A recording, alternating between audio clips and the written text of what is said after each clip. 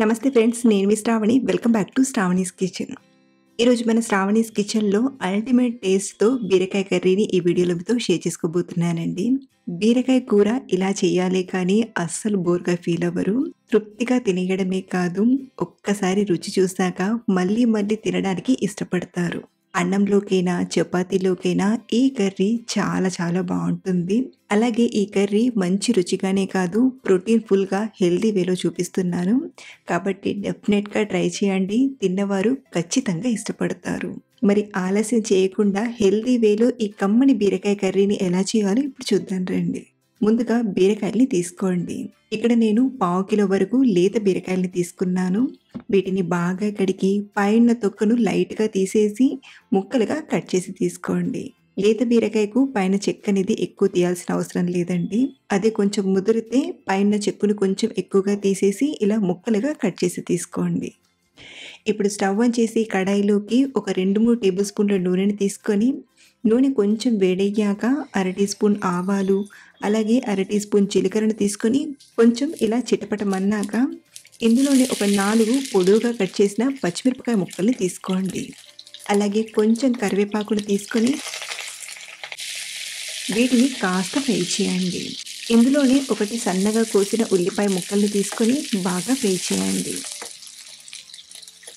ఇలా ఇవన్నీ చక్కగా ఫ్రై అయ్యాక ఇందులోకి మనం కోసి పెట్టిన బీరకాయ ముక్కల్ని తీసుకోండి. అలాగే ఇప్పుడే ఒక పావు టీ స్పూన్ పసుపుని, రుచికి సరిపడా ఉప్పుని తీసుకొని ఒకసారి బాగా కలిపి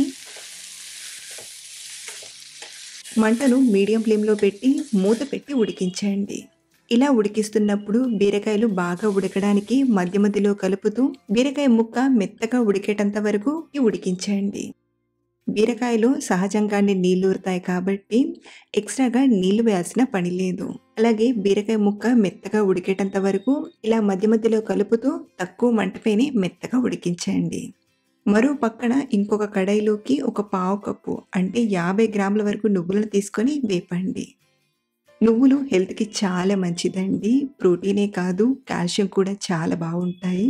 మీరు కావాలంటే నువ్వులకు బదులుగా పల్లీలనైనా తీసుకోవచ్చు. ఇలా కాస్త నువ్వులను ఫ్రై చేశాక ఇందులోనే ఓ 4 ఎండుమిరపకాయల్ని, అలాగే ఒక టీ స్పూన్ ధనియాలను, అర టీ స్పూన్ జీలకర్రను తీసుకొని మరో 1, 2 నిమిషాలు తక్కువ మంట పైన ఫ్రై చేయండి. ఇక్కడ నేను ఈ కర్రీలో కారానికి తగ్గట్టుగా పచ్చిమిరపకాయల్ని, ఎండుమిరపకాయల్ని తీసుకున్నాను. మీరు కూడా మీరు తినే కారాన్ని బట్టి మొత్తం పచ్చిమిరపకాయలనైనా తీసుకోవచ్చు, లేదా మొత్తం ఎండుమిరపకాయలతో అయినా చేసుకోవచ్చు. చూడండి, నువ్వులు ఇలా చిటపటమనేంత వరకు బాగా వేపి ఒక ప్లేట్‌లోకి తీసుకోండి. ఇవి కొంచెం చల్లారాక మిక్సీ గిన్నెలోకి తీసుకొని గ్రైండ్ చేసుకుందాం. అలాగే ఇలా గ్రైండ్ చేసేటప్పుడే ఇందులోనే ఒక 7, 8 వెల్లుల్లిపాయల్ని తీసుకొని గ్రైండ్ చేయండి. ఇలా గ్రైండ్ చేసి రెడీగా పక్కన పెట్టుకోండి. మరో పక్కన బీరకాయ ముక్కలు మెత్తగా ఉడికాయో లేదో చూద్దాం రండి. బీరకాయ ఉడకడానికి పెద్దగా టైం పట్టదండి. ఒక 6, 7 నిమిషాలు ఉడకబెట్టామంటే బీరకాయ ముక్కలు ఇలా మెత్తగా ఉడికిపోతాయి. ఇలా మెత్తగా ఉడికిన తర్వాతే ఇందులోకి మనం తయారు చేసి పెట్టిన పొడిని తీసుకొని బాగా కలపండి. ఇలా కలిపేసరికి కూర కాస్త దగ్గర పడుతుంది. కాబట్టి ఇదే టైంలో ఒక టేబుల్ స్పూన్ అన్ని నీళ్ళను తీసుకొని కలపండి. ఇలా కొంచెం నీళ్ళను వేయడం వలన ఈ కూర మరీ గట్టిగా అనిపించకుండా అన్నంలో కలుపుకొని తినడానికి చాలా బావుంటుంది.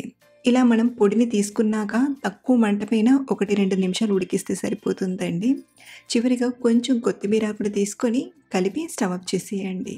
ఇలా మనం ఎలాంటి మసాలాలు లేకుండా చాలా టేస్టీగా హెల్తీ వేలో ఈ నువ్వుల కూరను చేసుకోవచ్చు. అన్నంలోకైనా, చపాతీలోకైనా ఈ కూర మంచి రుచిగా ఉంటుంది. బీరకాయ ఇష్టపడని వారికి కూడా ఇలా చేసి పెట్టండి, చాలా బాగా తింటారు. సో ఫ్రెండ్స్, సింపుల్‌గా చేసుకుని ఈ బీరకాయ నువ్వుల కూర రెసిపీ మీకు నచ్చితే ఈ వీడియోని లైక్ చేసి మీ ఫ్రెండ్స్ అండ్ ఫ్యామిలీకి షేర్ చేయండి.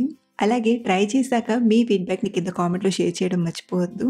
మరిన్ని టేస్టీ అండ్ హెల్తీ రెసిపీస్ కోసం మన ఛానల్‌ని ఫాలో అవ్వండి. Thank you for watching.